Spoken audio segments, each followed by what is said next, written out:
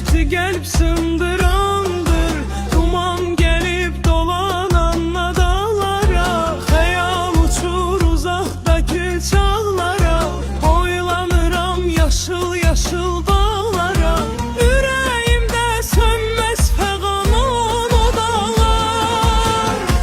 Gözüm qalıb səndə, gözəl çayır udum, monoton avım qucağında büyüdüm.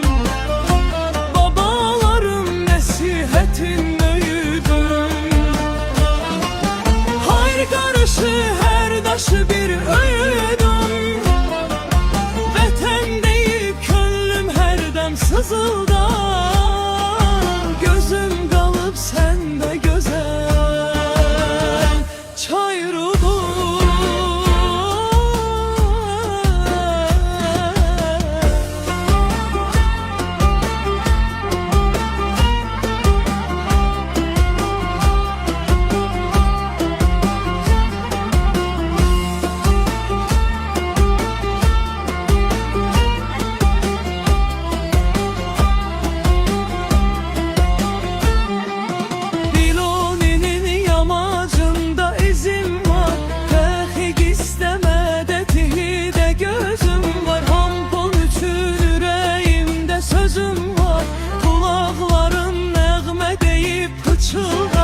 Gözüm qalıb səndə gözəl çayır udum. Sığılırdın ocaq vüqarlı daşı, Kişihoni bulağının saf yaşı.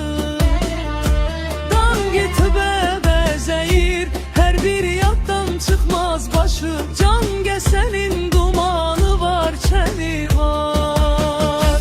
Gözüm qalıb səndə gözəl çayır udum, uzaqlarda günüm keçsən övraqlı. Ruhum sənə bağlı, sənə soraqlı. Talaş dağlarında çırağı haqlı, Nazim deyir gününüz keçsin həmişə şanlı. Sənsiz keçən hər bir günüm qürbətdir, vətənim sən, canımsan sən, çayır udum.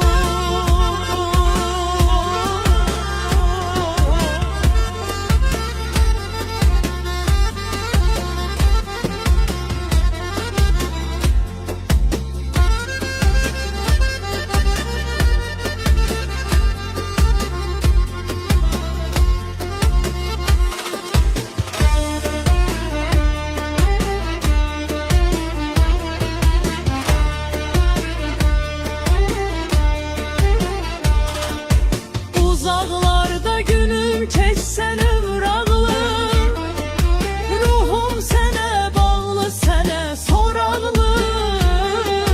Talış dağlarında çırağı haqlı, Nazim deyir gününüz keçsin həmişə şanlı.